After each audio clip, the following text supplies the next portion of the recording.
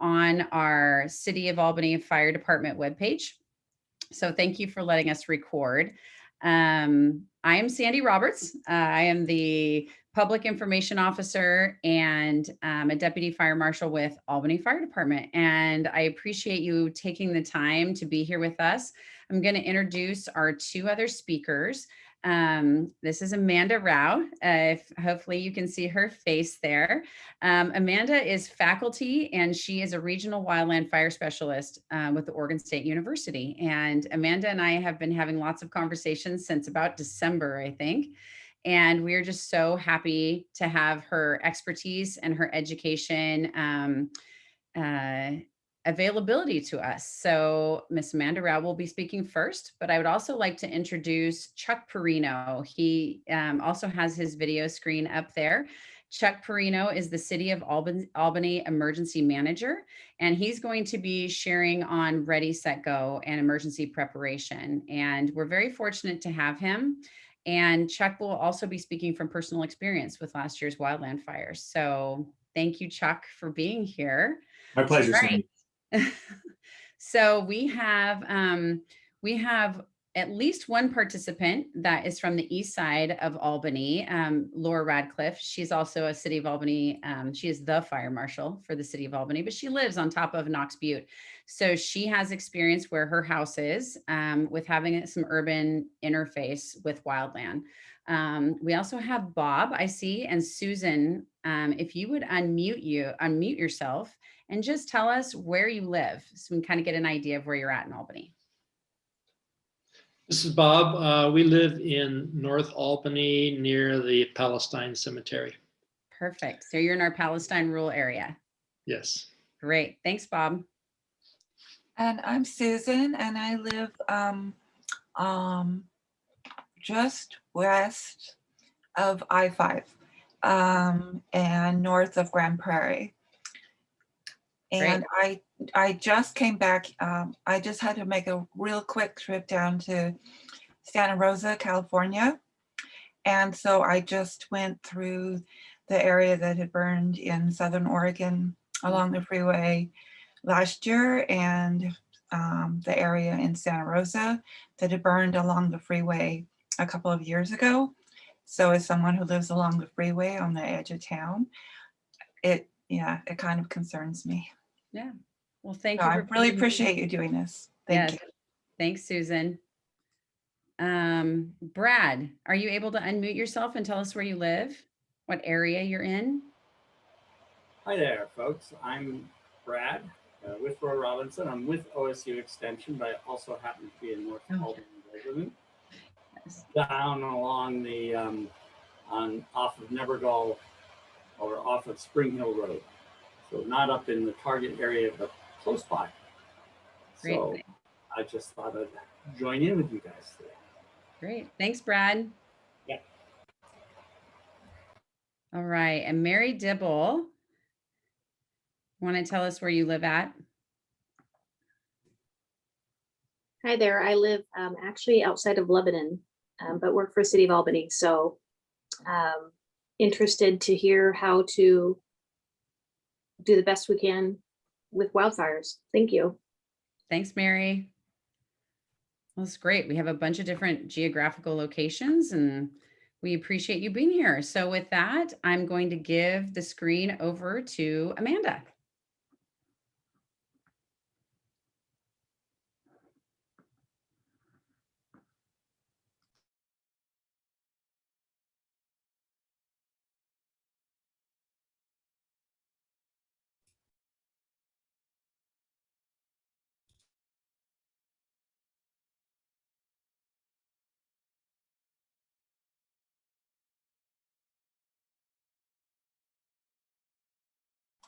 Okay, without further ado, thank you for your patience as I get my presentation loaded up. Gosh, it's great to be here. It feels like this has been kind of a long time coming because, as Sandy said, we started connecting back in December, and that was actually before Oregon State University's Extension's Forestry, Natural Resources, and Fire programs had decided to do a series called Fire Aware, Fire Prepared. So this ended up fitting perfectly within that. And it was just great to hear from Sandy and learn more about you know, what their interests were. And so with that, I just realized I think I might have actually put the wrong presentation up. So I need to start with the right one. Albany, Fireware, Fire Prepared. Here we go. Okay. Thanks for your patience here. Just let me take one more second. Here we go. Now I've got the right one up. Okay, so without further ado, I'm going to get started. I've already been introduced as Amanda Rao, as you all know, but I am a long-term resident of the Willamette Valley, and I've worked in Oregon for quite a long time. I started my career in fire in 1999 and have spent most of that time now at this point working in Oregon, a lot of that in Western Oregon. And I'll talk a little bit about the differences between fire in Western and Eastern Oregon for context. And I do have some experience working in Central Oregon as well. So we'll start off with the why. And this is really about managing fuels and how that contributes to defensible space. That's the intent in my talk here today, and how that relates to fire behavior. And so the question of why we manage fuels around our homes and property, I think folks might maybe default to that second topic, to protect our homes, infrastructure, and other social and cultural values. But I put creating safe places for firefighters to work as the #1 reason, because those folks are expected to show up when something you know, happens with a wildfire in an urban environment. And in order for them to be successful, we have to make a contribution to that. And so that's what managing fuels around our homes and on our property is really all about, is creating safe places for them to respond so that they can protect our homes, infrastructure, and other social and cultural values.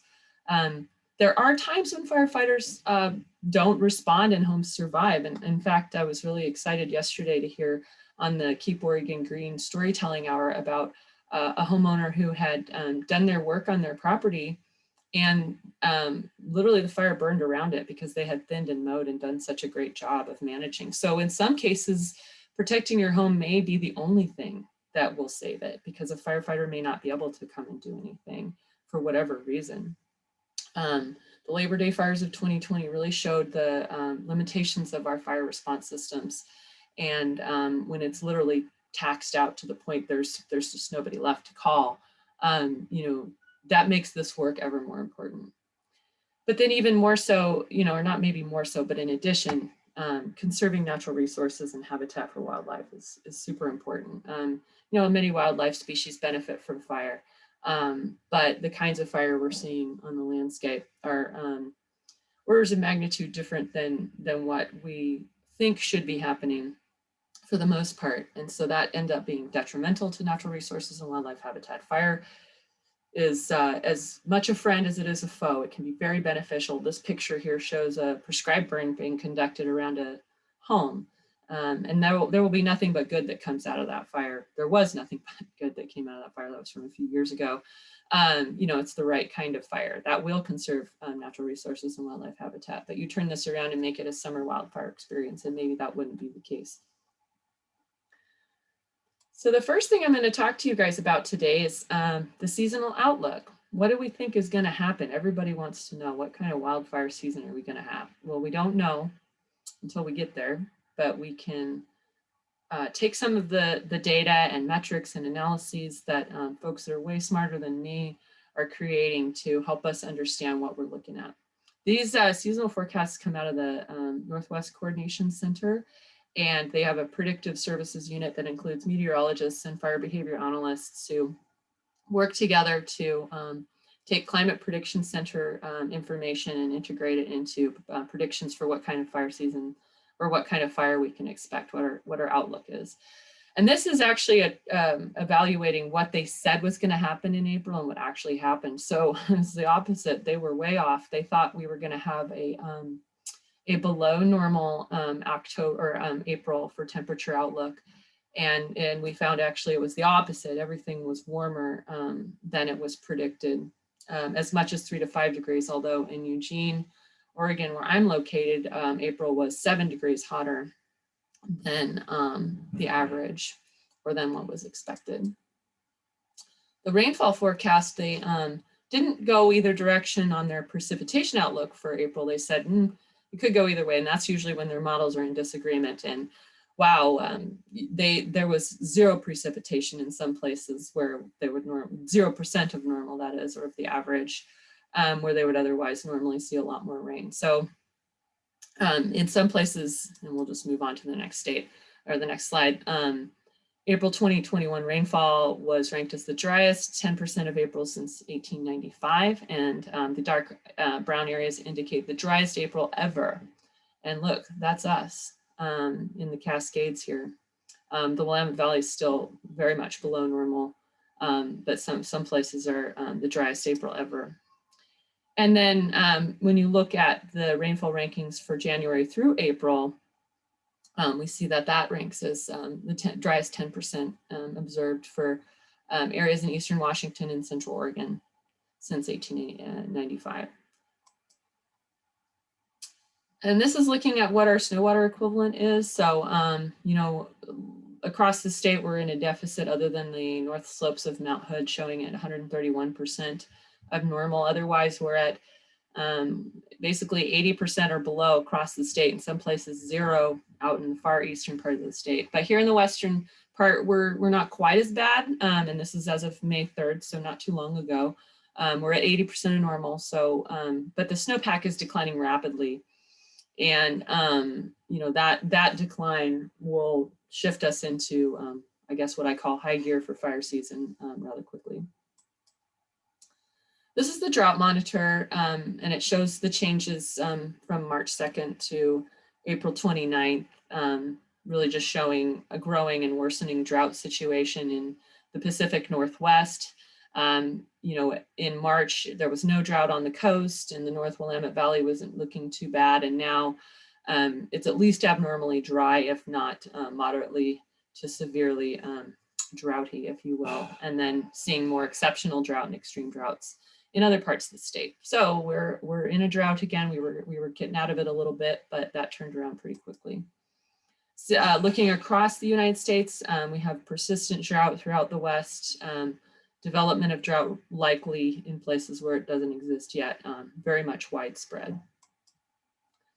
So looking ahead to May 2021, hopefully they used some of the lessons learned from their last round of outlooks to inform what we think is going to happen. But the temperature outlook is equal chances of being either hotter or drier, but they don't see anomaly for May temperature across the Northwest. The Southwest is likely to be more dry, but you know, the climate prediction centers they're not really confident when it comes to the precipitation level. And so, you know, we could kind of see it go either way, except for in the southeastern part of the state where it's predicted to be below normal for rainfall. Interestingly, NOAA, the National Oceanic and Atmospheric Administration, has delivered new climate normals. And that is because of how much change has occurred in normal temperatures between the periods of 1981 to 2010 and 1991 to 2020.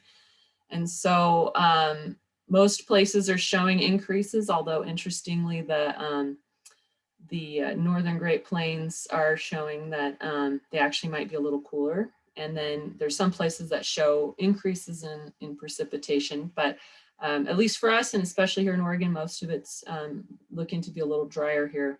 But interesting times, you know, that things are changing so quickly, and we have new normals now because of the changes we're seeing. As of right now, the La Nina advisory remains in effect, but it is expected to transition to a neutral state in the next month or so, with an 80% chance of being neutral through July. So we'll see how that pans out as well.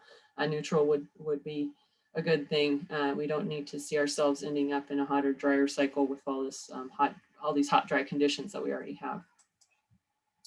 So here's the outlook for temperature looking into June, July, and August. So this is more long-term. The entire United States, including Alaska, and presumably the Hawaiian Islands, although I don't see them on there, is all looking above average for temperature through the month of August, June, July, and August. and rainfall is looking like it's going to be below for all the Northwest and the Northern Rockies. And that's pretty much it, drier than usual weather and hotter and drier. So now how does that translate to our large fire outlooks? Well, we have May is not showing any significant fire potential, but already in June, we are seeing that there will be a risk of large costly fires requiring mobilization of extra resources in Central Oregon and Central Washington during windy conditions or widespread lightning events, which lightning will typically start happening in June. Sometimes it's earlier, but a lot of times those earlier lightning events don't produce a whole lot of wildfires just simply because it's too wet. But by June, it's expected to be dry enough that ignitions would produce large fires that would require mobilization of resources. And that's really how they're looking at this is in terms of the risk and those large fire outlooks is how are they going to handle the resources that are available to mobilize them for control of fires. And this translates really to, using caution and thinking ahead about whether or not you want to do any kind of burning, including and especially debris piles, which are the primary source of human-caused wildfires in Oregon. So then as we move forward, in the year, looking at July, it remains similarly similar in terms of where in the state we can expect large fire potential. Interesting that the southwest part of the state actually does not show up as having large fire potential until August. So we'll see how that pans out. But for us, we actually aren't showing a whole lot of large fire risk moving into next summer. And so we'll see if that changes when the next outlook comes out and they show us what's supposed to happen in September, which is when our fires got really bad here last year.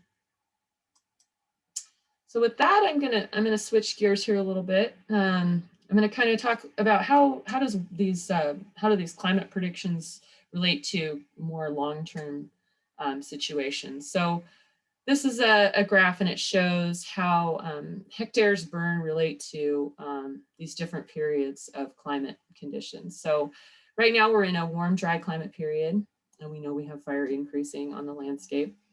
But we're coming out of a period that ended in the late 80s, early 90s, during which the climate was a lot wetter and it was cooler, and fire suppression was very active and effective, and those two things coming together, in addition to the fact that fire suppression and exclusion hadn't had enough time to contribute to the development of fuel loadings, which we now have today. So suppression was still having its impact on fuel loadings and basically preventing fire from doing any kind of cleanup work with fuels.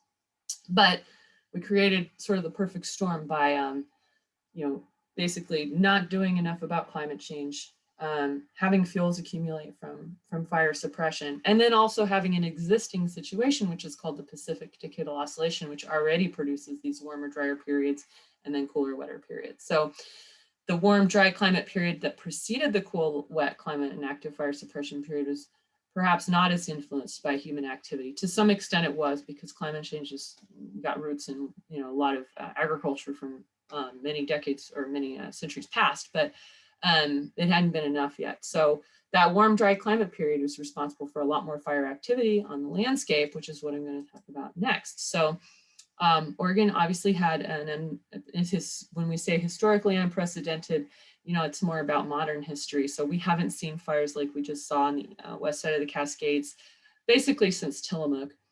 And it turns out, even though they seemed like they were the biggest thing ever to hit the landscape, they're not. Beachy Creek is the 12th largest fire. Lions Head comes in at 14. Holiday Farms number 17. Riverside's 20. Benarchie Creek is 22, and it goes down from there. So, when you look above those yellow lines, you see a lot of other fires, some of which were a long time ago, 1765. And these are approximated acreages, but they all show these, 500,000 acres. We know the Biscuit Fire was modern era. So I should say that the most recent fires are not the largest, but we have pretty large fires from recent history. But most of these, when you're saying, Yakina, Nestucca, Tillamook, all those fires were, Tillamook was in the 1930s, but a lot of these were in the 1800s. And that was during that last warm, dry period in our climate. So we know we're entering a period like that again, and we're seeing the kind of fire that's associated with that. So let's talk a little bit about the different sides of the Cascade Crest and what we can expect on the either side of the mountain there.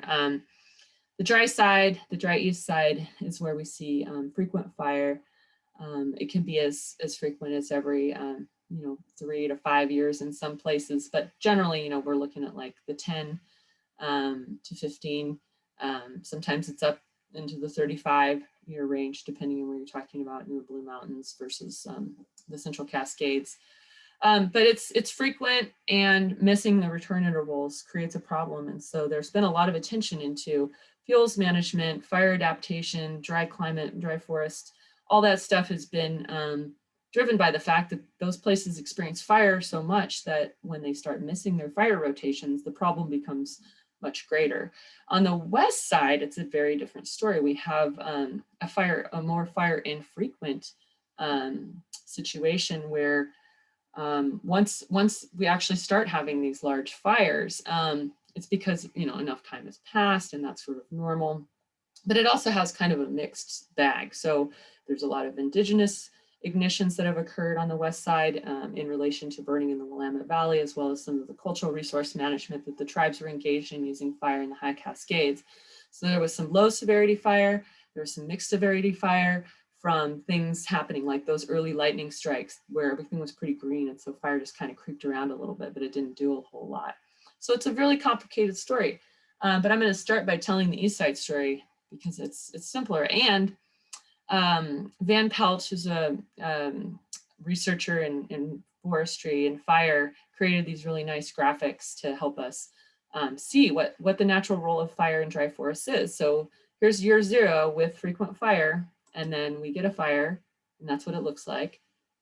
And then it looks a lot the same as it did before, but just, there's a tree burned up over here, there's another one recruited over here, there's a new snag, another snag fell. And you get another fire, and then that's what you get. So again, doesn't look a whole lot different. But if you take out fire, this is what you get. And this is extremely dangerous for the communities. And it's a very poor condition for the future of the forest and its health.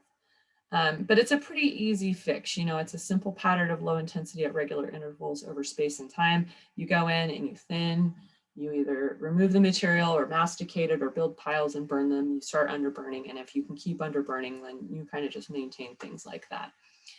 But we have a very different situation. And I had to create my own graphic because Van Pelt didn't make one for us, probably because how do you make the graphic that explains this? I think we will figure this out sooner than later because it needs to be done. But this is what I did in the meantime.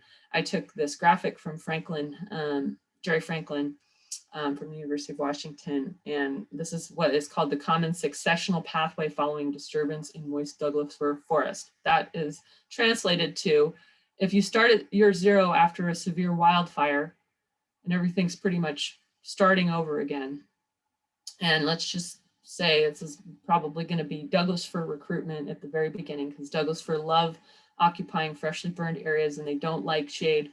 And so growing up in a freshly burned area is perfect. Just like they like to grow up in clear cuts, they also like to grow up in recently disturbed burned areas.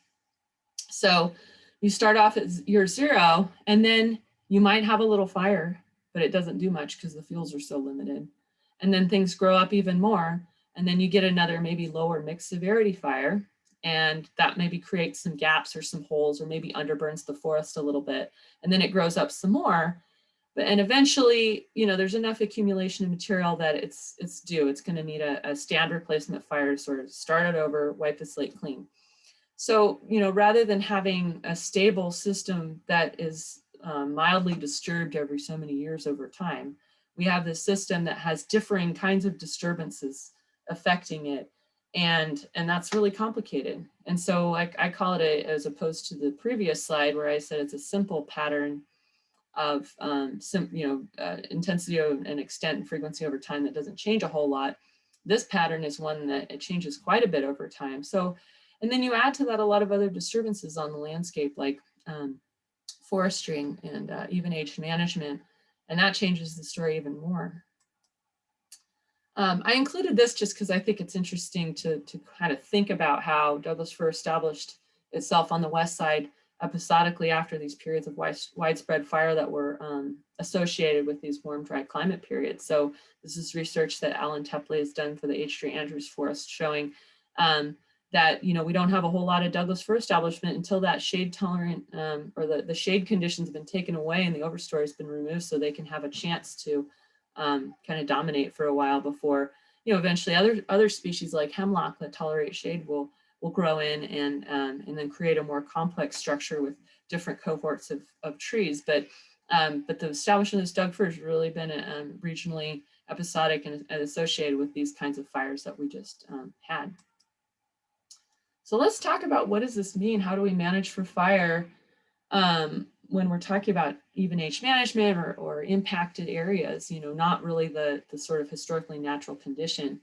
And so I talk about this kind of in these three different classes, the 0 to 12, 12 to 25, and 25 and older as far as trees go. And that's just to kind of give you an idea of things that could be done depending on the ages of the trees in the area that you're managing for. And then I also wanted to kind of just quickly address a concept to consider, in that when you reduce canopy cover, you do increase drying and wind exposure, and you do also increase the development of surface fuel on the sites that are productive. The benefit is that you reduce the crown fire potential, but you may end up increasing the surface fuel and hence surface fire potential. But we'll talk about trade-offs for managing for that here too. So I gamed out all these different scenarios and modeled them to show how fire burns in different fuel types. And this is in part to sort of lead into, okay, so what do you want to do with your property, and what do you want to do with your space around your home? So what I did was I modeled fire behavior in these 4 different scenarios. And the first one is short needle compact timber litter. And this is assuming that the trees are all limbed up. There's really not a whole lot of any kind of fuel or vegetation on the ground. You know, it's been cut or managed for, and you've just got litter, because you're not, I guess you can rake everything out in the forest, and we have been guided to do that in some cases, and it is actually fairly legitimate practice. But the question is, can you really go out and rake up all this stuff? Well, and then ask, does that really need to happen? In short needle compact timber litter, no. I put this in at a 40% slope, and then the fine dead fuel moisture is 6%, which is fairly dry. It could be a little drier, but that's pretty dry. And then I used fully cured live fuels, which means that we're looking at end of summer. You know, the grass is all dried out unless you're irrigating. I used an 8-mile-an-hour mid-flame wind speed, which is not the kind of wind that we saw during the synoptic east wind events of the Labor Day fires. This is a much calmer wind. And I use that because if we all start preparing as though the worst case scenario is going to happen all the time, then we may overdo it a bit. I mean, we really need to tend our homes for that, and I'll talk more about that later too. But I didn't use the absolute worst case scenario here for this, and again, that was in part because, you know, we want to manage for most of the year, not just the 1 or 2 days that are really intense. So what I got out of this was that you get about a half a chain an hour rate of spread. A chain, for those of you who don't know, is 66 feet. It's kind of an archaic measurement that has been used in fire for a long time. It's not going away. So chains per hour, that basically means that it's 33 feet per hour. So that's really not very fast. Definitely could put it out.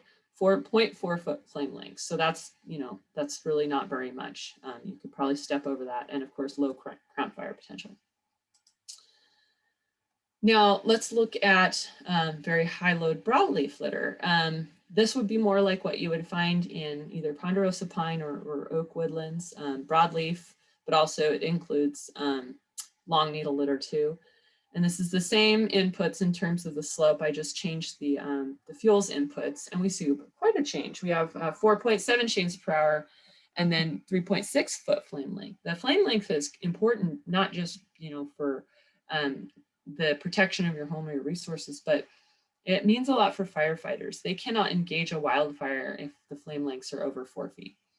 They can if they have some aerial resources support or something that's kind of knocking back those flame lengths, but it's not considered safe for firefighters to go and try to directly engage. And so they'll have to back off if the flame lengths are higher than that. And then the crown fire potential goes up to moderate in this fuel type. And then we move into high load grass shrub. Here we see another increase, a substantial amount, almost 11 chains per hour rate of spread and 10.3 foot flame lengths. So crown fire potential is high and the flame lengths are high. And this is really representing what would fire do in a running, if it was running in grass and blackberry and or any other kind of brush. So really well elevated arranged fuels, fuel bed depth is decent, and that just creates the perfect storm for this kind of fire behavior. But then we add the slash component. So, this one's important because, especially in Western Oregon, we have a very short window of slash hazard. And so it is required to remove it in some form to a certain extent during timber sales and harvest operations. But folks will thin and leave slash often, because it doesn't take that long for things here to break down and start decomposing. We have the benefit of good decomposition here. But when slash is left, and especially if it's in a place where the decomposition rate's not going to be as good because there's no shade and it's drying out, then you can have up to 60 chains per hour rate of spread and 13 foot flame lengths and very high crown potential very high crown fire potential. And so that really lends to the idea that managing slash or blowdown or any kind of, and this comes from these storms we get in the winter, ice storms that happen this winter, and also back in, I think it was, I want to say 2016 here in the Eugene area, these windstorms, snowstorms, ice storms that take down a lot of material in the woods create the same conditions that harvests will create. And so managing for those fuels is really important because they're dry and they're more available than live vegetation or vegetation that's, hasn't been curing out and drying. So let's look a little more at the fuel bed strata and how this impacts fire behavior. So, and what do you do with it? So starting at the top, the crown fires, they happen in the canopy stratum there, but they also can happen in the shrub. So fire can run through the crowns of shrub, it can run through canopies. Surface fires overlap here because the shrub component is also a surface fire spread component. And then you move down to residual smoldering effects coming from ground fuel, mosses, lichens, the woody fuel stratum. And then of course, in the very middle of the surface fire fuel bed is low vegetation. So what do you do about these different areas? Well, if you want to affect crown fire potential, you need to do horizontal canopy thinning or spacing. And that's in the canopy of the shrubs or the canopy of the trees. So if you have planted a bunch of continuous shrub of some kind around your house for ground cover, maybe you don't need to get rid of all of it, but you need to break it up enough so that if fire got into it, it wouldn't be able to run straight through it and crown. Moving down into the surface fire and ladder fuel, surface fire, surface fuels, ladder fuel reduction. Mastication is a really great solution for that. You can also use manual labor, such as people with chainsaws, to just cut that material and pile it up or remove it. And then if you want to reduce the effects of unwanted residual smoldering, raking has more of an effect on that. But the key here is that the places where you're going to make a difference about fire moving are in those crown fire and surface fire strata. And these smoldering effects down in the bottom is really about, once something's on fire, how's it going to produce smoke? So now I'm going to talk about some of the management options and trade-offs, and what can be done around one's home and on one's property. So pruning is a really great thing you can do with your trees to keep them, but also not have them be a source of fire danger. And the way you do that is you increase their crown base height or their canopy base height. Canopy is referring to a stand, crown is referring to a tree. And so essentially you just prune the tree up as high as you can, eye level, or 8 to 10 feet if you can reach it with a pole saw. There's a little bit of risk of tree injury, and you would want to consider consulting your local stewardship forester if you're within ODF jurisdiction, or talk to your extension agent about timing of pruning. Some trees, will release some pheromones when they're injured that can bring in insects and whatnot.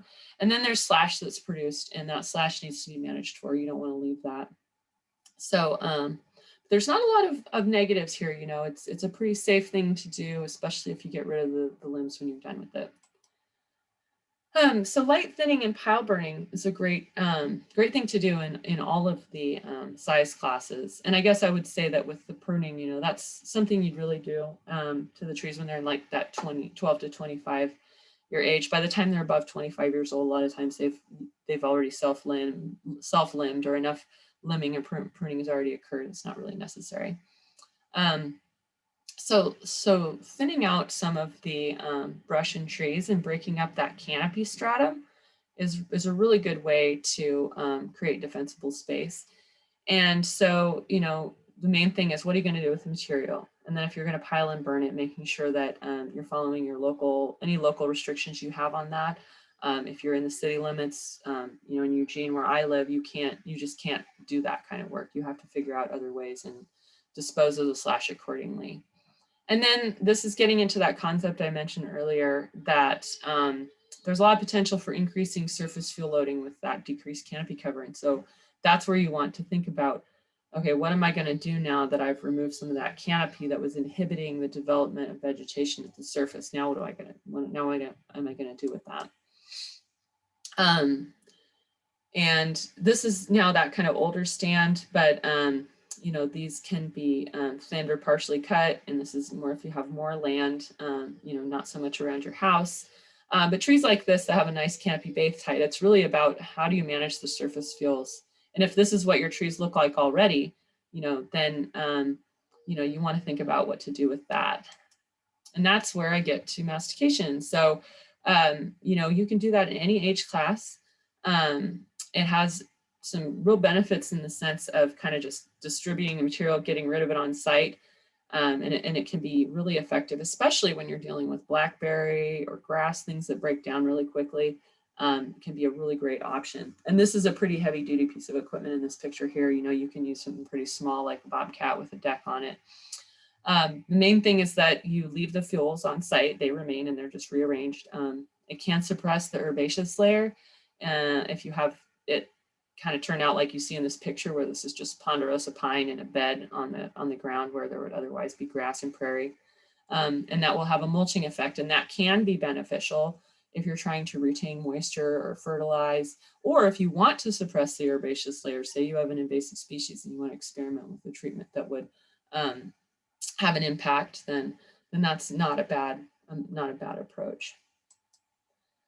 And then I have a background in the application of prescribed fire, and I certainly like to mention it, even though I think that it can be tricky for folks who don't have a whole lot of experience and don't know where to start. If you're doing it in a forested stand, you want to do that in like older stands on the west side, because and that's in conifer trees, because they can't really handle fire until they get older. If you're burning in oaks, they can handle it when they're a little bit younger. And if you're just burning blackberry and grass out in the open or slash, there's a little less to be concerned about in terms of that overstory retention. But it does require a lot of practical skills, the ability to deliver water, equipment, permits, smoke management's usually an issue, but it can be the most effective, economical, and ecological appropriate option. And that is really assuming that liability and insurance is covered for. So, I think it's one to consider, even though it's hard to do in a lot of places. Eugene, Springfield area has a pretty active prescribed fire program through the Rivers to Ridges partnership, where they get an exemption from the city in order to conduct burns within and adjacent to the city limits. And it's quite a process, but that's driven largely by ecological considerations for listed species that really need fire in order to thrive. But just an example, it can be done. It's challenging, but it can be done. And then, I think it's really important to talk about maintenance of access and control lines in any place that you're living or working. Half of this problem is with whether or not forests or whether or not firefighters can actually get to a fire. If all the roads are grown in, there's no fuel breaks, nothing's been maintained, then they don't have a lot to work with. But if roads have been maintained, trails are open, power line corridors are being maintained for vegetation, and there's fuel breaks, then they can go, okay, we got a bunch of places to work with. And it also gives them escape routes to make egresses to places that are safe for them if things don't go well. So, I just think that remembering, whether it's your community and an access point for your community or, your own property, your driveway, if your driveway's got fire on both sides, is a firefighter going to be able to drive up there, or is it so grown in because it hasn't been maintained that they'd just write it off? So, again, this really gets back to how can you set firefighters up for success, and how can you set up your property for success by doing work in advance? And this is one of the biggest ones I think that you can do. So, I can't leave this this whole presentation without talking about defensible space, right? And so this is kind of my way of looking at it, that, with these Labor Day fires brought up a lot of stuff for us. What do we need to be doing? How do we prepare for this? How do we, make sure we're ready? And because we have not been taking this threat very seriously for many reasons, understandably, we haven't been working on all this stuff as much as we should. I mean, you don't have to do too much looking around to see a lot of problems out there, in any community on the West Side, I think. And so let's talk, where do you start then? I mean, it's overwhelming to think about 100 feet from your house, if you have that much space from your house, and how to deal with everything. So what I've been saying is just like focus on the very beginning spots. What's that first 5 feet look like? Is there anything combustible in that first 5 feet? And if there is, move it. And that's your first order of business. And I've been saying too that it's important to be like surgical and meticulous about this. I've been looking at my own home since Labor Day fires because I knew I could have ended up being evacuated. And I started seeing little things like, whoa, look at all that leaf litter in between the boards on my porch. That could be a wick for fire leading up to my home. Oh, I have a wooden fence that connects to my house.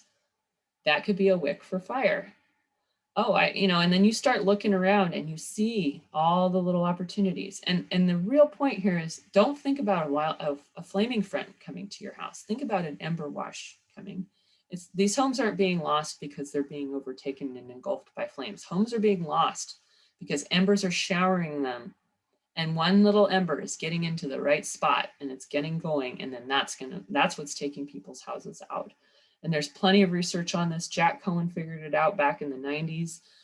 He was working for, I believe, the Rocky Mountain Research Station, or maybe the Northern Rockies. And he did a bunch of research on what homes are constructed out of, and what opportunities for embers to get established and burned are there. And it's things like, what size holes do your vent screens on your house have? Do your gutters have like something that, makes stuff sit on top of them, or do they get to fill with material? And, you can do this now, and you should, but it can't happen just once. It has to be a maintenance thing. You have to go back. And so that's why I say to revisit your completed work again later, because once fall is here, and that's when we really have critical fire weather. Once fall is here, I can almost guarantee you there will be more material that is collected around your house, just because of the wind blowing things around. And so you got to go back in and do it again. And then really maintaining the irrigation around your house whenever you can. So I mean, I'm still talking about that 5 feet. you know, but I guess getting into the irrigation, you know, that's maybe moving out a little bit further into that intermediate zone. So what do you do out there? Well, keep that spacing between your trees of about 18 feet. You can put them in clumps, that's fine.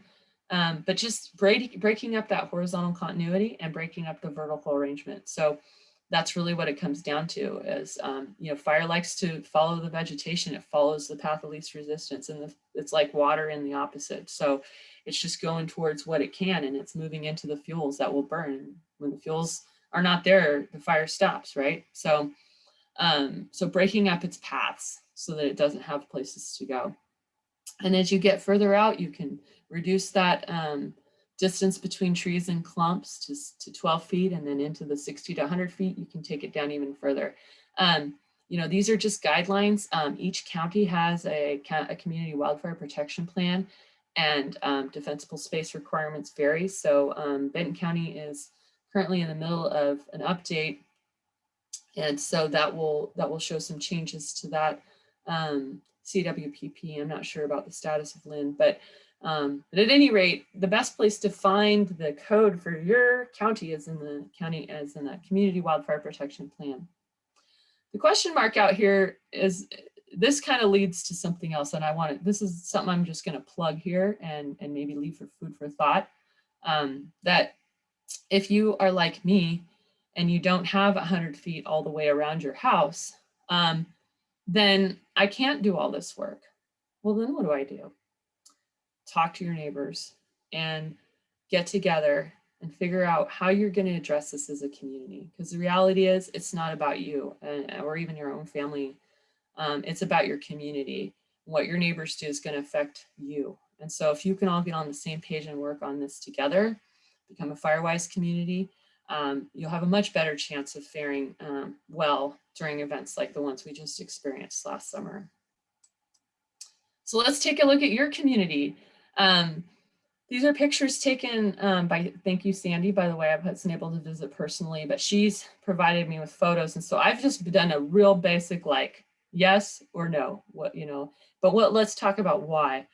I mean, you know, there's an intuitive like, oh yeah, that doesn't look good, but why not? So, I mean, here you've got all kinds of material. There's really dry, dead stuff on that in the photo on the left-hand side, down in the lower right-hand corner.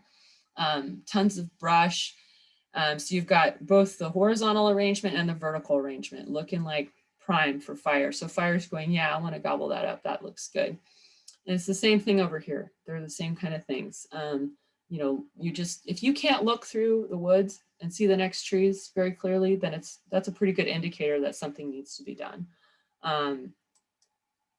So like making it look more like this. On the left-hand side, you know, they've got a really nicely irrigated lawn there, plenty of space. That house is probably going to be doing just fine. You know, if all this woods in the background were right up on the house, then I would probably say that was not so good. On the right-hand side, you've got woods that are cleared. I mean, there's hardly anything on the ground there. And what is on the ground is not sufficient to carry fire up into the canopy. You know, there might be a little bit of, you know, they could break up some of the horizontal continuity a little bit perhaps, but if you're keeping your vegetation down below that 6-inch level, then you're doing pretty good. So on this left-hand side, I kind of said no go because, you know, if this area becomes involved in fire, then there's really not going to be much to do. So kind of cleaning up the understory, clearing some of that out would be a good idea. You know, especially because this might become not passable if fire's trying to blow across the road. I said this one on the right looked okay because mostly that vertical continuity is impacted, and even though there's a little bit of slash, it looks like the clearing around that house is pretty good. There's just not, you can see the house well, you can see, you know, the trees in the background and the foreground pretty much equally well, and that's another good sign that adequate defensible space has been created.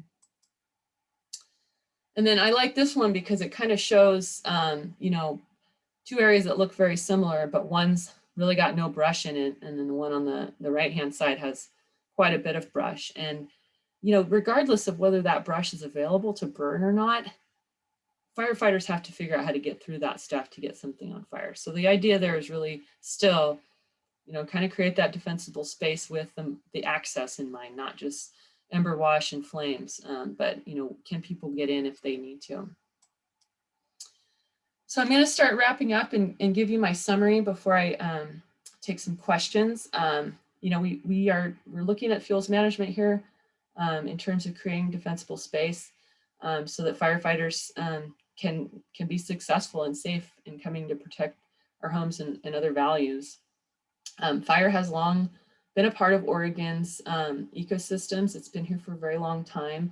And we can learn from that history and anticipating what we can expect in the future to live more in sync with this element, because it's not going away and it is a threat. And what happened last fall was absolutely devastating. I mean, my husband was evacuated while working the Beachy Creek fire. I was at home with my 2-year-old son protecting his airways, which was excruciating because I'm a responder. And that's how I deal with the stress of a wildfire, is doing something about it. It was, and the watershed I grew up in, the Mackenzie River, isn't a place I get to take my son again. So, and see like the way I knew it. And so I want to acknowledge that what happened was really traumatizing for a lot of people, myself included. But I have to take a step back too and realize that, this element's been here for a lot longer than any of us have, and that people lived here for a long time, sort of using fire and working with it to be able to manage their cultural resources and as well as not live under this threat of wildfire. And then, just understanding that we have a different situation on the west side of the Cascades, and, where they may be able to thin and pile fuels and kind of buy a lot of time. On the east side, we have a really good photosynthesis situation here. And so you go and cut things or mow things, and you're probably gonna have to keep going back to maintain it. So it's just not a one and done type thing. And so, we have this combination of infrequent fire and then the need to maintain space in anticipation of it. And it's a little bit hard to, wrap our minds around, where, if you live in Bend or Ashland, the threat of fire is just so constant that, and the treatments that you do buy you more time. And so it's a little easier to adapt to that situation. So acknowledging that we have a different situation to manage for here, and that we actually need to be a little more vigilant than we might think about it, is important to remember too. And with that, I'll take questions. And I really thank you for your attention and your time today.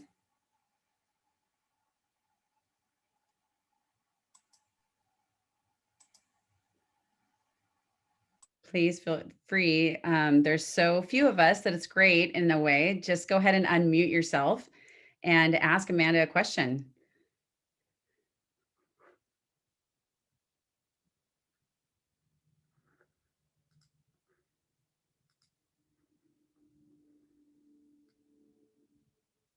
Okay, if you think of questions, you can put them in the chat. You can also email me afterwards. You've got Amanda's email as well, and I can help get those questions to her for those of you who are in town. But Amanda, we have Amanda's contact information too. I want to follow up on a couple things before we move on though, because Amanda hit on so many things that it was almost like my heart rate was going up. I'm like, yes, yes, yes, in reference to our city.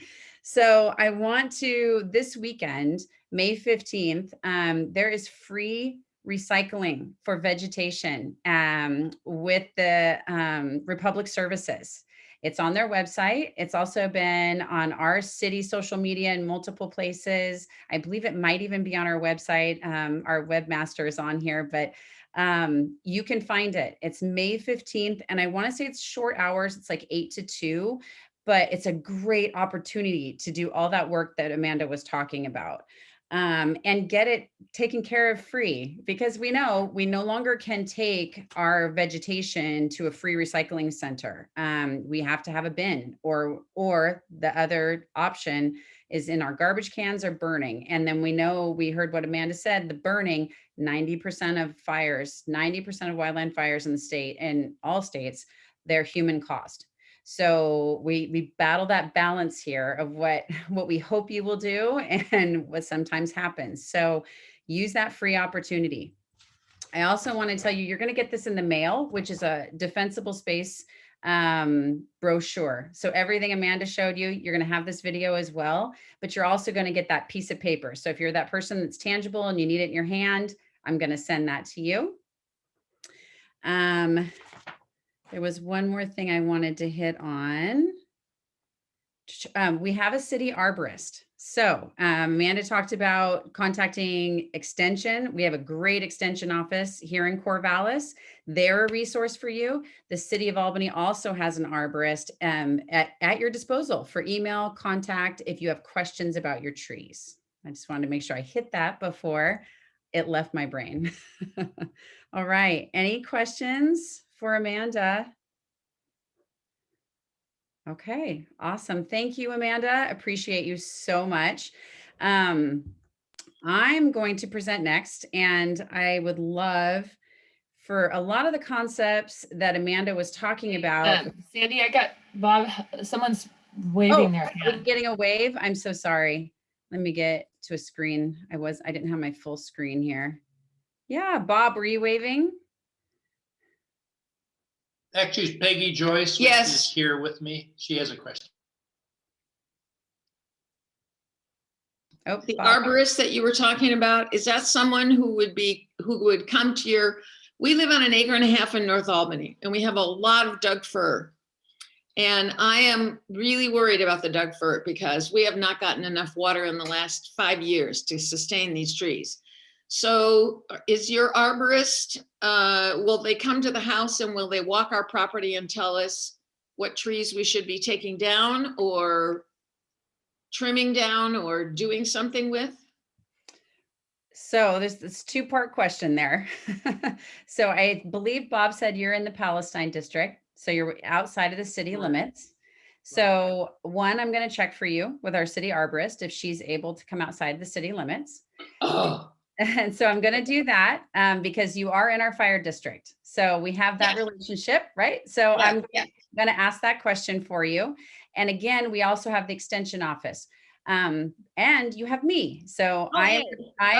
I am your person who will come to you and can do a site evaluation. I was going to share that for the end, Fabulous. but we'll just do it now. Is that If I you will- do that, I can get some of my neighbors to show up, and we can have like a little, so it's worth your while to come all the way out here to North Albany, because Yep. And we know. can talk more about creating that FireWise program in your neighborhood that Amanda talked about through OSU Extension.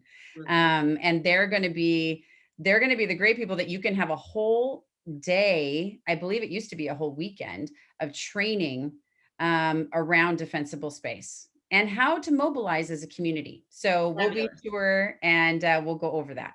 Fabulous, thank you. You're welcome. All right. Give me a moment while I do some screen sharing. I loved so much about what Amanda talked about for your firefighters. So that's really what I'm going to talk about now is your firefighters. I know, Mary, you live in Lebanon, and I work with Lebanon Fire. It's amazing firefighters over there. And they would agree with a lot of what we're going to talk about in response. But I want you to know about your Albany firefighters. So we are a dual role fire department. What does that mean? That means that every firefighter, or if they're showing up on a medical call in an ambulance, they're dual role. You're receiving both a firefighter and a medic. So they're multi-trained. I want to make sure you can see my screen. Does everybody see my screen? Albany Fire Department? Can I get a thumbs up? Yep. Great. Yes, Thank yes, you. we can see it. Okay. So with that, we work 3 shifts. We have 5 stations. We run an average of close to 10,000 calls. Last year was COVID. So it was an odd year for us, right? So we still were just hovered underneath 10,000 calls for service. At the bottom, you're looking at our response times for our different districts. For the city of Albany limits, We are at about 7.5 minutes. This is last year's statistics. Those do change even every month. The seconds change. Albany Rural District, which I'm going to show you the map if you're unsure where you're at. Our response time is 9 minutes, 51 seconds. North Albany Rural, 8 minutes, 55 seconds. Palestine, we're upwards of 10-minute response. Millersburg, we hover at about 7.5 minutes. Right now, we are on trajectory to be over 10,000 calls this year. And right now we're averaging about 30 calls per day. Again, we have 5 fire stations, and I'm going to show you on the map where we're at. We have 88 employees. We cover almost 18 square miles for the fire service coverage. Some special things about where we live, right? We're in the grass seed capital, if you didn't know that. And we're the rare metals capital of Oregon. So our response, we have specialized training in hazmat and wildland. Here's a map for our 5 stations. We've got the Millersburg response, which is station 15. Up north, fire station 14 is in North Albany. Station 11 covers downtown. Station 12 is out south and is located on 34th. And fire station 13 is on the east side, so just behind Home Depot. Now looking at that for our districts, because we cover outside of the city of Albany. We also cover Albany Rural, which you can see it in the southwest portion of the map in green and on the east side in green. And then we have the city of Millersburg, which is that kind of orangish color. North Albany Rural is the pink. So I think you was Brad, you live on Nevergall. You're out in that area, right up against the border. And then where I live in North Albany off of Scenic, across the street is North Albany, and I am just in the city limits. And then last is Palestine, which is in the blue. Those are all the areas that the City of Albany Fire Department covers. Now this was mentioned, I believe it's Susan who mentioned that she had come through I-5.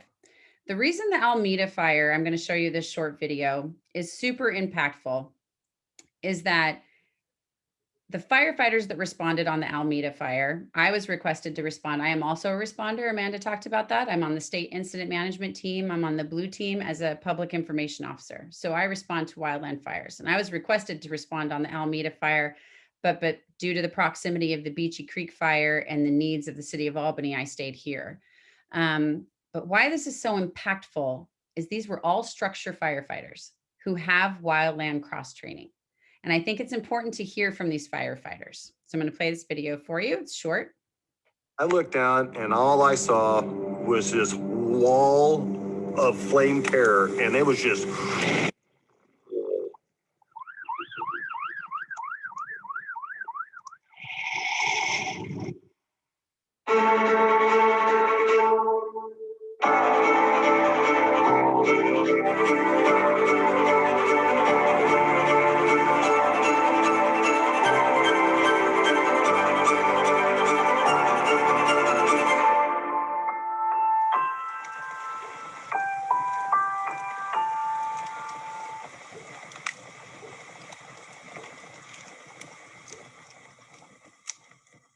September 8th, we'd been advised it was going to be a red flag warning, and it looked like we were going to have an extraordinary wind event.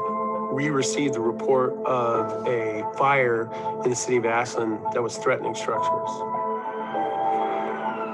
In the 15 minutes it took me to get from my house to the station, there were already about a half dozen homes that were involved in fire. At that point there, we knew it was going. But still, I'm not in my wildest dreams would I have thought that it would have made its way all the way down to Phoenix. Smallest flame, smallest ember was catching homes and businesses on fire. It was going towards populated areas so quickly that it was really up to law enforcement to go in with our PAs and announce that it was an evacuation and to leave immediately. and like they didn't give us a chance, just like leave. It sounded like a jet engine just roaring, and it was coming, and you could feel the vibration off that thing, and you were like, we gotta go. It's pretty hard when the fire department shows up and somebody comes out of their house and they ask if you're there to save their house, and you have to explain, no, there's too much fire, that we're here to save you.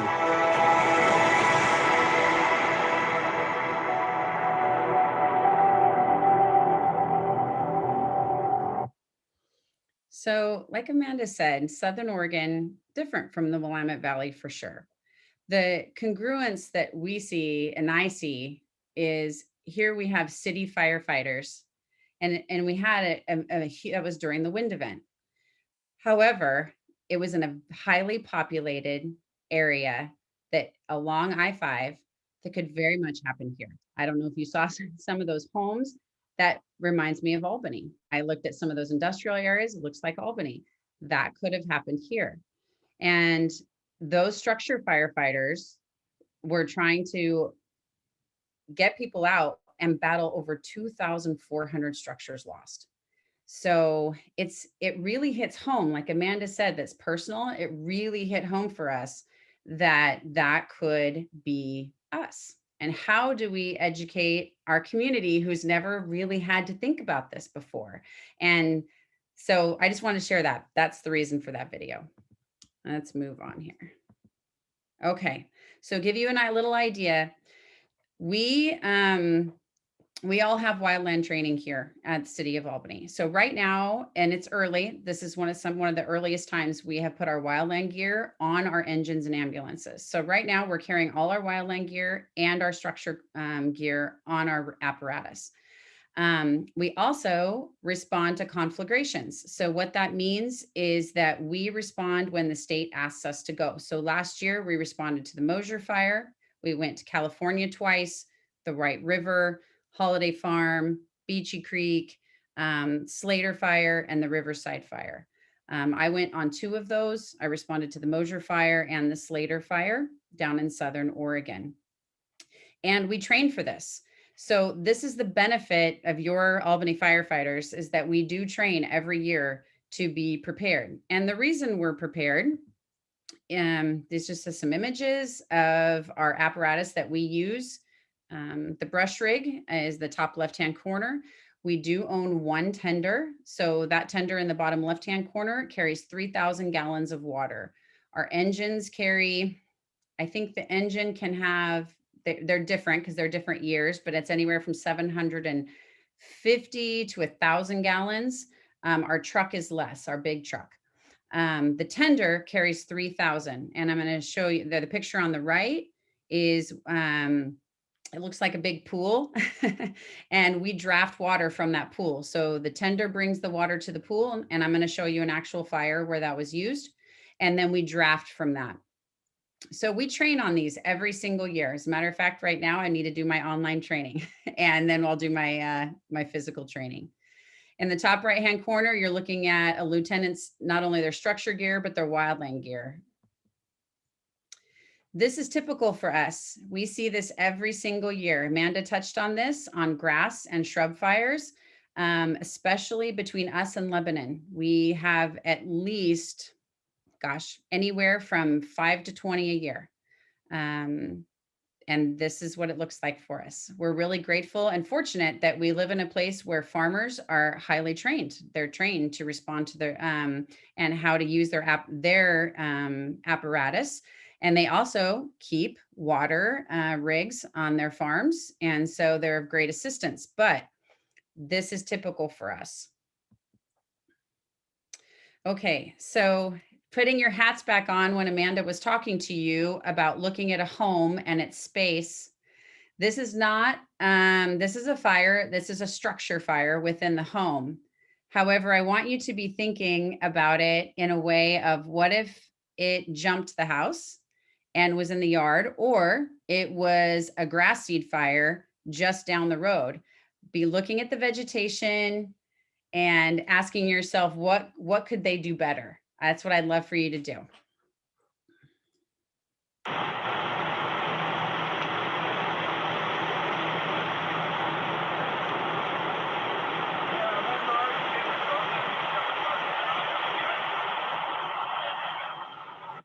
The other thing you're looking at here is we're drafting water. So this home does not have a fire hydrant within 1,000 feet.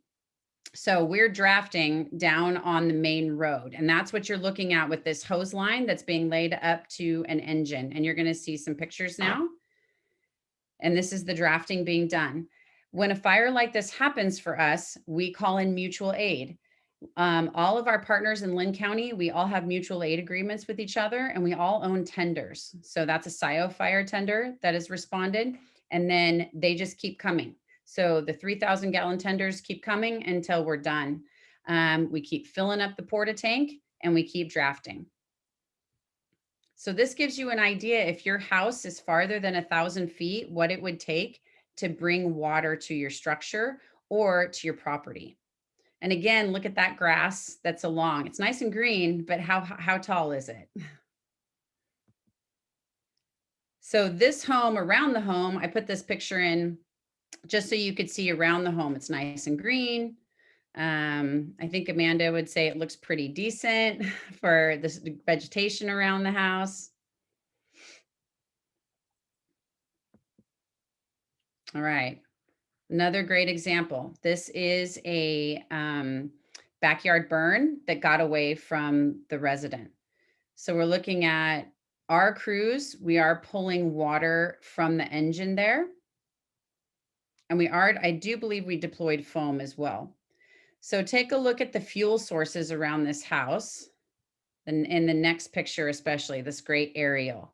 So you can see where the backyard burn was. As a fire preventionist, I'm going to tell you that this backyard burn was far too close to the house, far, far too close. And we didn't have enough defensible space around the actual fire itself. Now, I don't remember the original size of this fire, but let's take a look at how close to the tree canopy it was and then the height of the vegetation around there. Our folks did a great stop. So I'm going to plug our firefighters that this is a good stop. Because we're looking at the amount of trees that this fire could have run into. And it's highly plausible to make a run. I also want you to take a look at the other fuel sources around the house. We've got a giant pile of cut wood here. There was the technical term Amanda used, but you can see it. It's the length of the house. And if the fire had run that way, how much bigger and would it have gone to the house? We don't know, but that's definitely fuel that can be removed.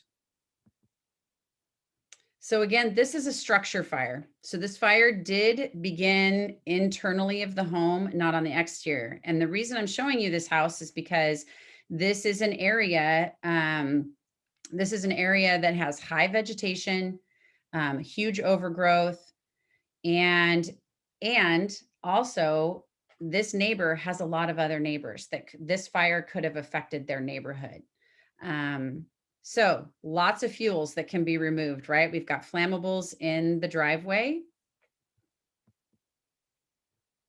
Looking at the trees behind the house, what amount of thinning could be done there? Limbing. And then as you can see, we're looking off Knox Butte is where we're looking, and the amount of shrubs down below. Now that's a good distance from the house for sure. But as we know, a lot of our grass fires happen just below this hill. They happen in all that grass seed area down below. So as a homeowner, if this was your house, how can you make it safer? So again, it's just opening our eyes to what we have around us. This fire happened last year, right before, I believe, it was right before Beachy Creek. It was fast. This was a windy day. It was very windy this day. And we hadn't even had the east wind event yet. This is a strip of ODOT property between Pacific and Amtrak. And as you can see, the flame lengths, as Amanda was talking about, that we wouldn't put firefighters over 4 feet, definitely over 4 feet. And again, because our response time is quick and we're fully staffed. We could get there and we put a good stop to this fire. I'm going to show you a video. But it's giving you a great example of what wind and dry conditions and blackberry bushes will do. This was big. I very rarely get there fast enough to get this kind of video. And it was frightening. So for this fire, we talk about the embers traveling to the other homes. We had embers dropping a 1/4 mile away on the tracks and starting spot fires. So we were putting out spot fires for a little bit. Again, we're really fortunate we could put a stop to it, but how quickly that vegetation can move when it's on fire.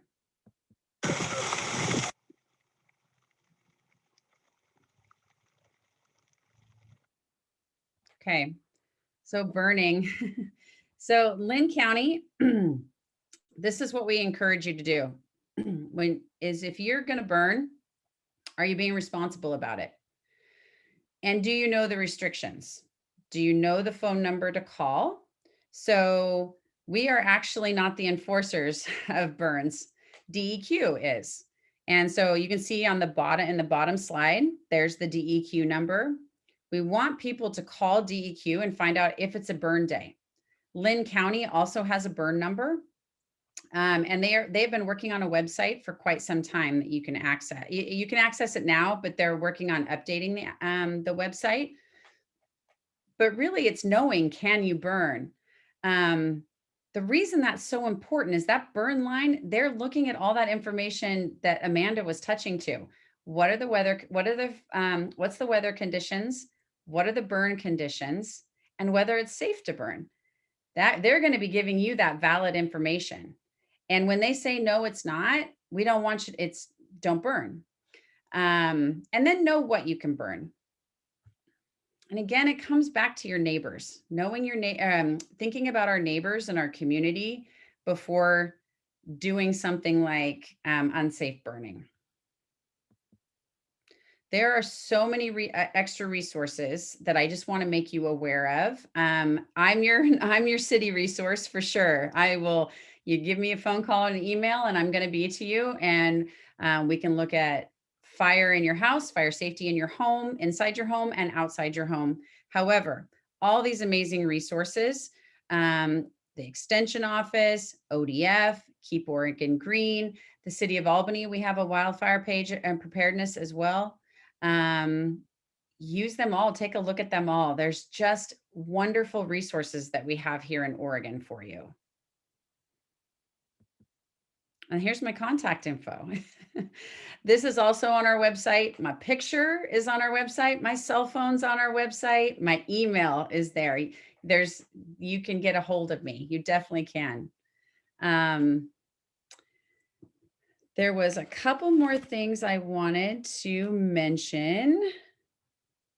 We are working with Benton and Lynn County and trying to find out if there are any ordinances, county ordinances that are applicable. Going the preventative route is always what's recommended. We never want to have to go into enforcement if we can help it, because we want to work with our neighbors. We want to work with property owners. However, this is the first year, I will say, that I have had a multitude of requests to take a look at people's property and if they're unsafe and they're a fire hazard. So I'm currently working on 3 properties right now. 2 are in the city limits. 1 is in one of our rural districts. And it's made us take a look at those types of things. So we are working with Benton County and Lynn County to find out what those are. In the city of Albany, we do have a vegetation code, and it's really specific to grass. So we are working with our code enforcement officer to figure out, do we want to expand that? And we're looking at that. The code is on our website. And if you have questions about the code, we can talk about that offline. I just want to make you aware of it. Does anybody have any questions for me? It was fast, down and dirty.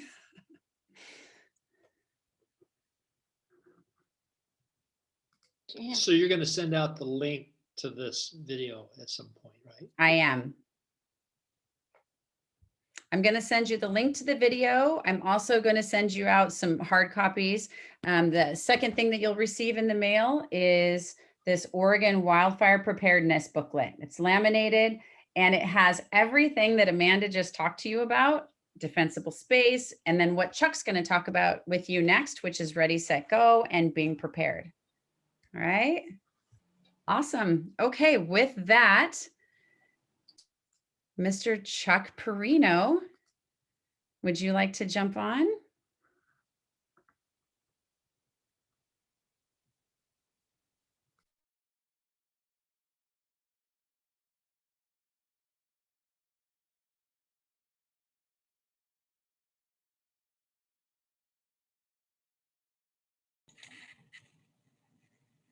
Hey, Chuck, you're still muted.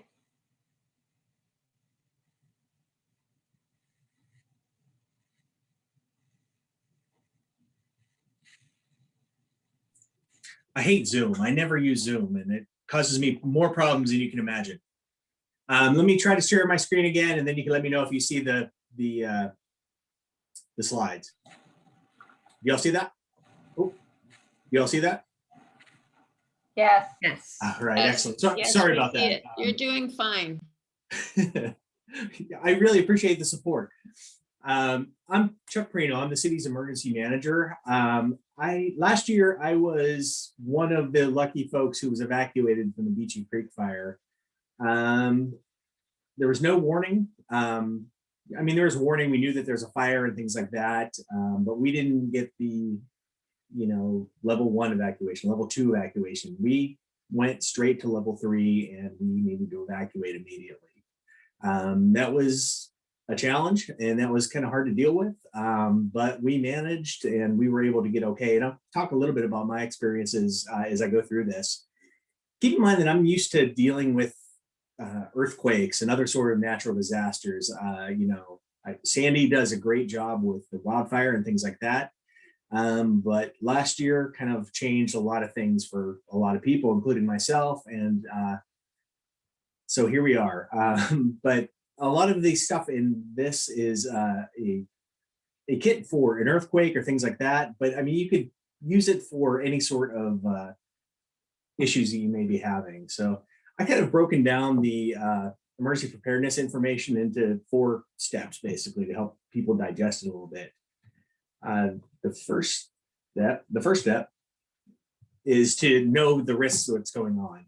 Here at the city, we take a list of every sort of calamity that could potentially happen here, from wildfire to earthquake to airplane disaster, things like that. And we take that information and we put it into a spreadsheet and crank out a lot of information regarding what our greatest threat is. And our latest one that we did, wildfire is not one of our highest ones. I mean, we do have, as Sandy mentioned, the wildfire fringe that's located in North Albany and out towards Knox Butte and things like that. But for as a whole, as a city of Albany, it falls kind of short of that. It doesn't mean that we don't prepare for it. It just means that that's kind of what we're looking at when it comes to this. So you take that information, you understand what sort of risks you're likely to face, and you prepare your kit, you prepare your emergency plans according to that, essentially. So when you prepare your kits, you've got 2 ways of doing it. Neither one of these are potentially wrong, but I don't think that exclusively that neither one is completely right either. I think, you've got a lot of folks that do a lot of preparedness and, they're very hardcore about it and things like that. And that's great. But they also, I think, miss a lot of the we're all in this together kind of look of emergency preparedness that's so important. And you got a lot of other people who are there for the government to help them afterwards. And in my case, I am the government and I was being evacuated that night. So as far as emergency management goes, thankfully the city of Albany wasn't involved in any sort of evacuation, but if we were, I would be a victim of that as well. And we would be a little off step in dealing with that. So what we're looking for and what we're hoping for is a nice, methodical preparedness to your emergency planning. Take your time, do it right, and be prepared for whatever faces you, whatever sort of calamity that you're preparing for on the chart that I showed you earlier. So moving on, step 2, make a plan. Planning is probably, I'm a planner by trade, and planning is probably my favorite part of this cycle. These are the things that I learned in our planning and our experience of last year's evacuation. Pets are important. The fairgrounds were completely full of livestock, and it was a challenge to find locations for getting farm animals and also pets as well. I'm going to talk a little bit more about pets down the line here, but make sure that your animals are part of your planning as well. Teach your family how to use fire extinguishers in case you do need to evacuate, and potentially it can help you with that. Also take a look at how you're able to turn off your gas, your electric, things like that. I talk a little bit about that down the line here. Different evacuation routes. Whenever the evacuation order came, we were guided out of, I live in the city of Lyons, and we were guided out of town one way. So that decision was made for us by our fire department. But in the case that it isn't, be prepared to leave more than one way. Also designate an emergency meeting location. I was lucky enough, me and my family, we were able to be together. We had 2 cars. We were able to follow each other out and go to where our evacuation location was going to be. If we did get split up, we need to make sure that we know a way to get in touch with each other. And in other events, such as an earthquake or something like that, you may not have cell phones. You may be missing a lot of sort of just basic communication materials like that. So make sure you have a location where you guys can get together with your family and reunite.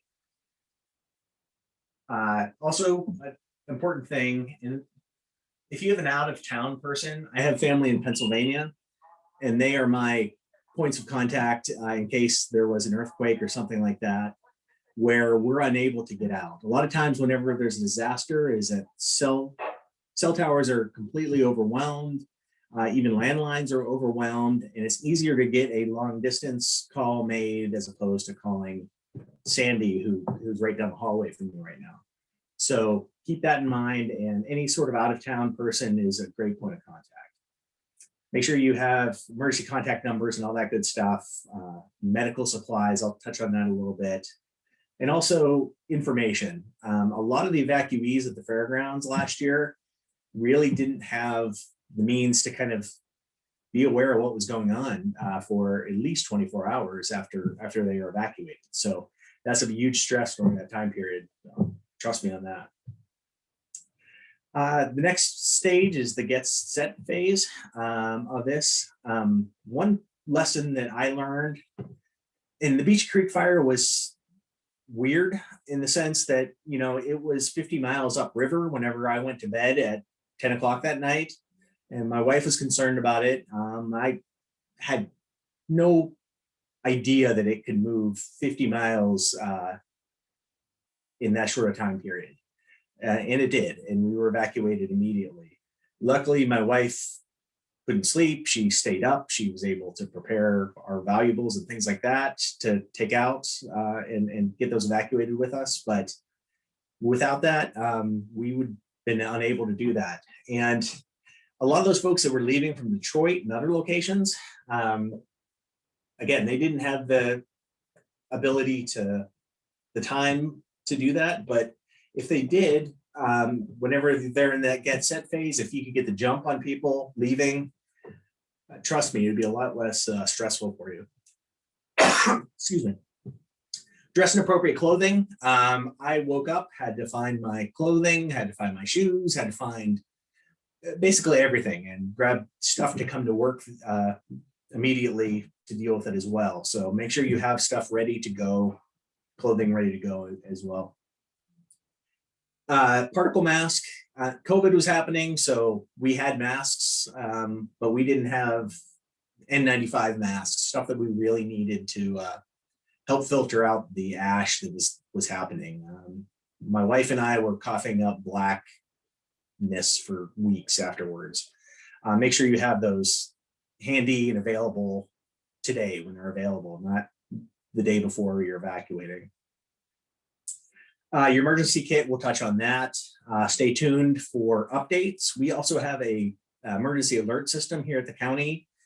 That's called Lynn Benton Alert. And at the city, we have one, it's called Nixle, and it's on our website. There's a text number that you do to sign up for the emergency alerts. With those, we'd be able to alert you, let you know what's going on, give you sort of any sort of information we can. And with those, we're able to hit things, you know, cell phones and emails and other sorts of communication methods, along with the good old fashioned emergency alert system, you know, information that goes across TV and radio whenever that happens. Another thing, remain close to your house and pets. We have an inside, mostly outside cat. Luckily, that cat was inside whenever we were leaving. Otherwise, he would have been left behind and would have been a huge stress on my son as we were dealing with that. So if you're aware of something that's going on, get those animals and make sure that everybody is corralled and ready to roll if need be. And finally, go. We didn't know where we were going. You know, luckily we do have friends that live west of Salem, or west of Staten rather. My wife and kids were able to go there. Being that I work here at the fire station, I was able to sleep in my office along with the dog and the cat. And luckily our fire chief was happy or allowing me to keep the dog and the cat here. But it's a mess. And we had to make that decision pretty quickly whenever we were leaving. Decide what you're going to be taking too. You know, make sure you're doing that, preparing before you go. Load up your vehicle before it's time to go, things like that. But there's a number of different preparedness information you're going to need. You're going to need water, you're going to need food, 3-day food. Again, we were lucky enough that we were going to locations that had those resources for us. But if we were evacuating to the fairgrounds, we would, in the short term, we would need some food and some water and things like that. The fairgrounds was able to get up to speed pretty quickly, and they did a fabulous job at that for the evacuees. But making sure you have that sort of supply on hand is key. Sanitation supplies, extra medicines and things like that. I'll talk a little bit about that here soon.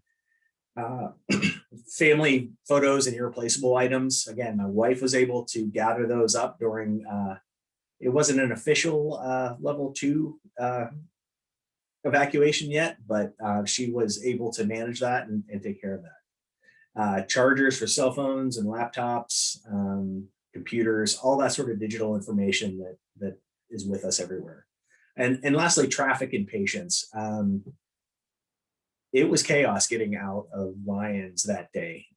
People were great. I mean, nobody was stepping outside of their, everybody was behaving, I guess I should say. But one thing I do remember is our poor volunteer fire department. Those gentlemen were out there in shorts and flip-flops, basically directing traffic that's coming down on Highway 22 from Detroit and places up there. And their families are evacuating at the same time that they're on doing their work, doing their duty. So, you know, those guys did a great job, all things considered, up there with what was going on. So patience and understanding that this is a situation that is extremely stressful on responders as well as for you as an evacuee.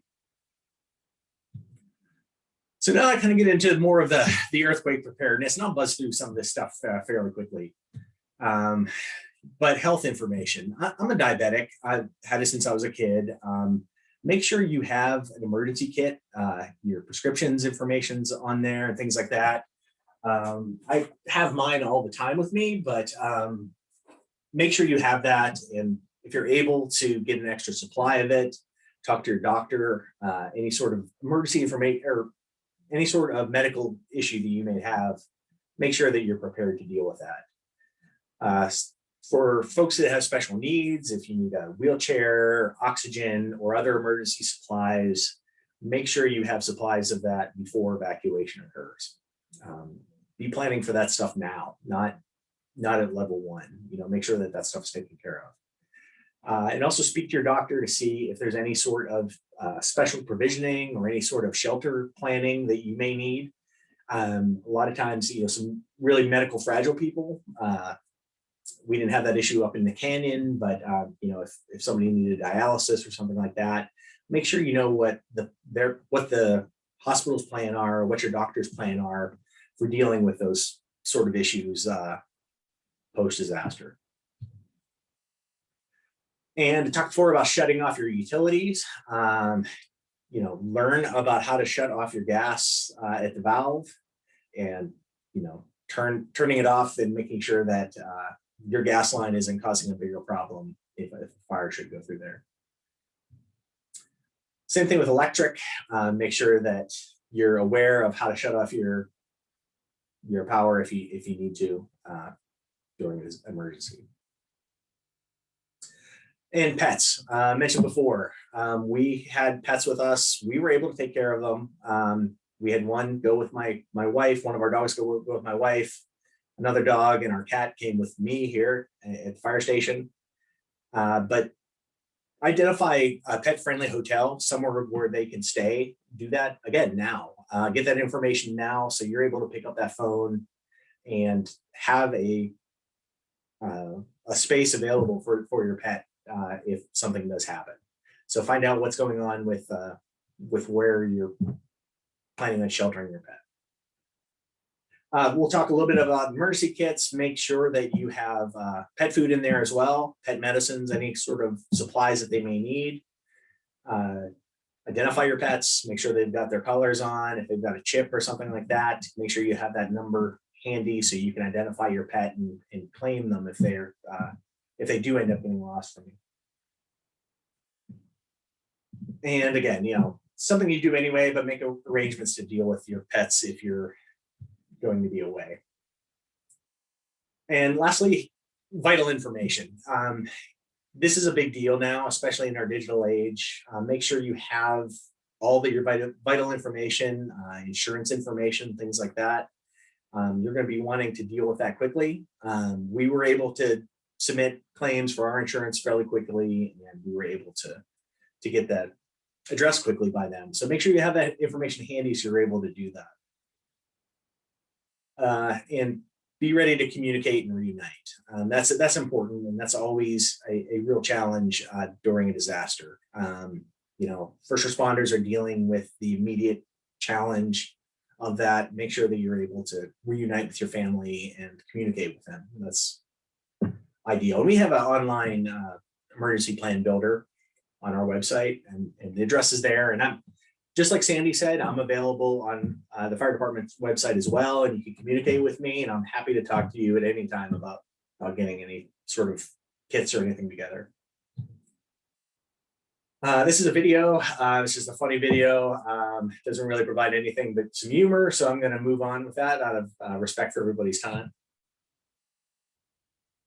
And make your kit. And I talk about 2 kits. You have a home kit, which for earthquakes is recommended to be up to 2 weeks, is recommended to be 2 weeks rather.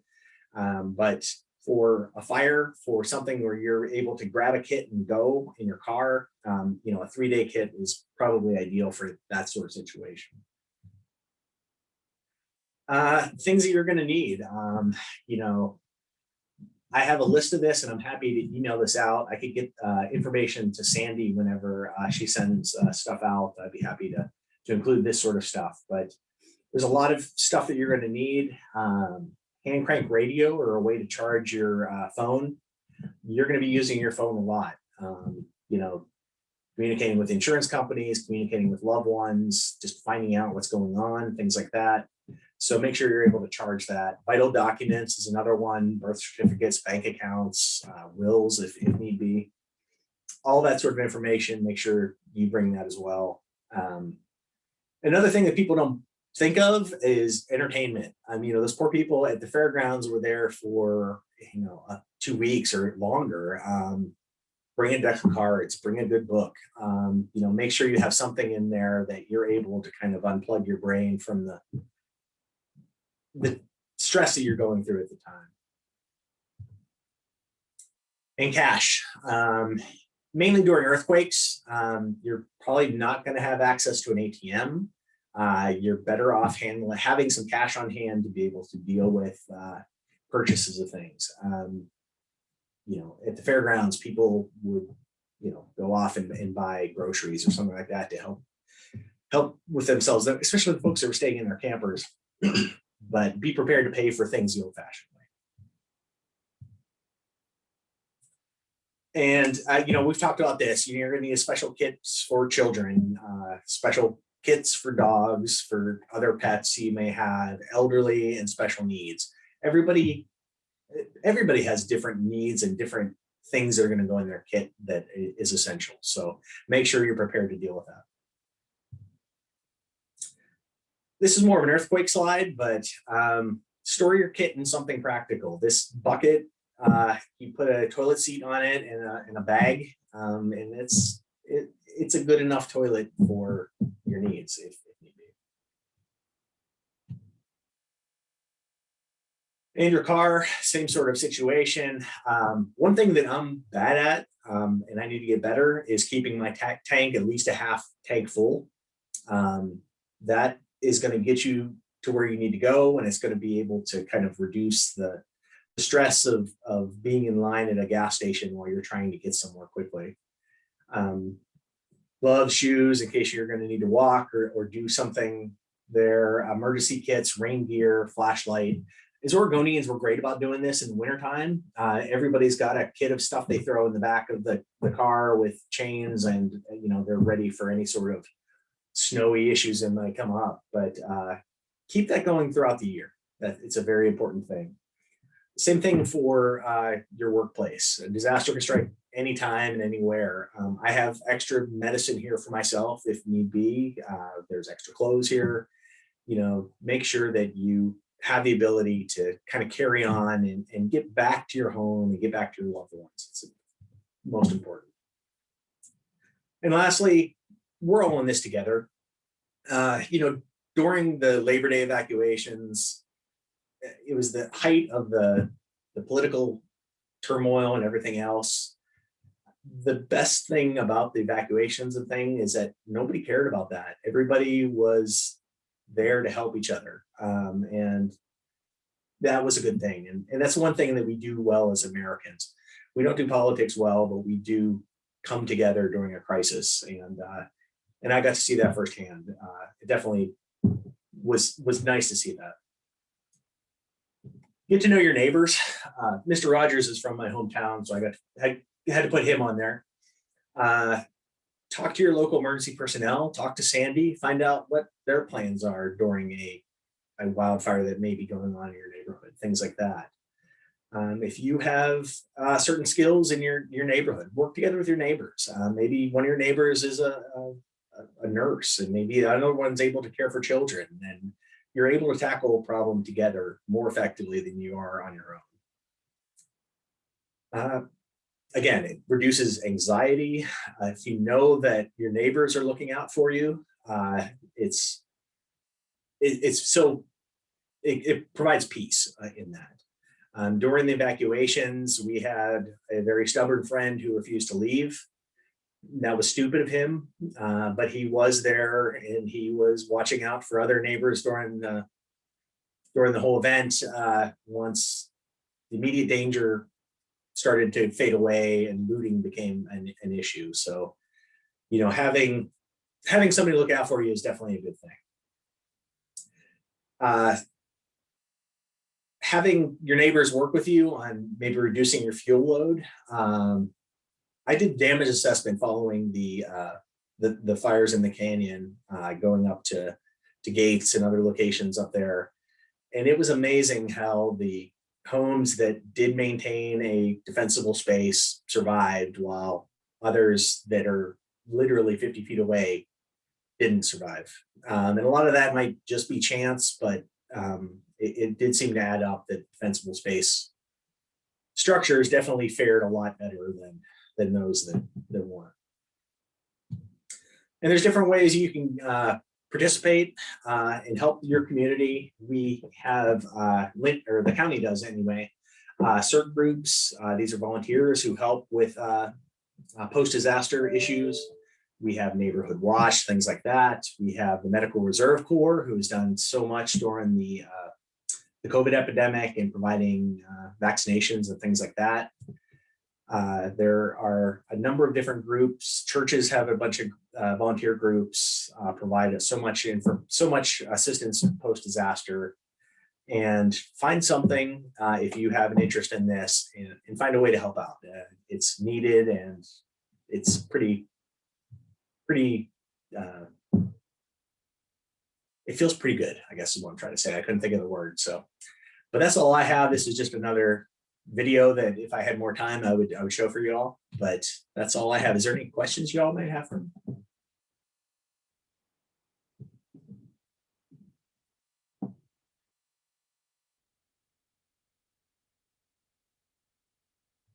All right.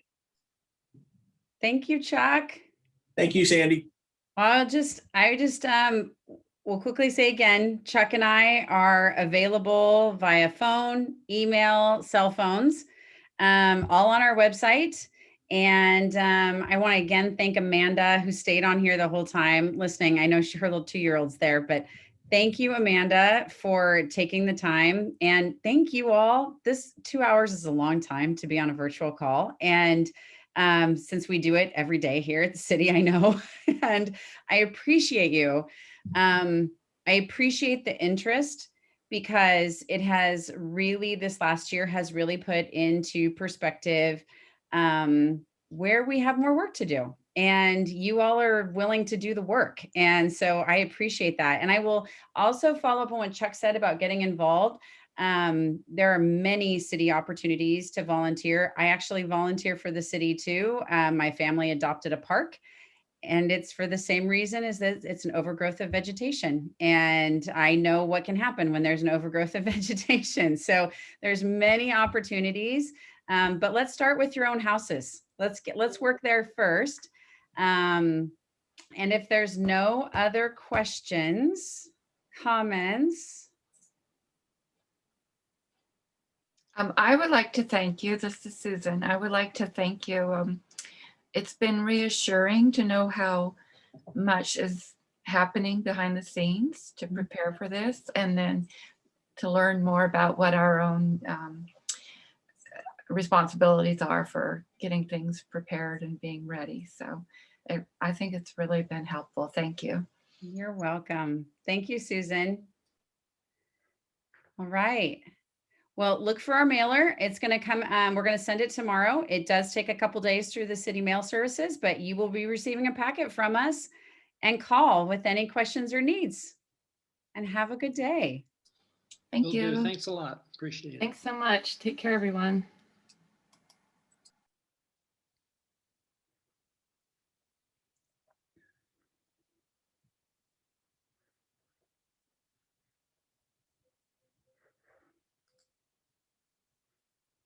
Matt, are you still there? Wait, cancel, and stop.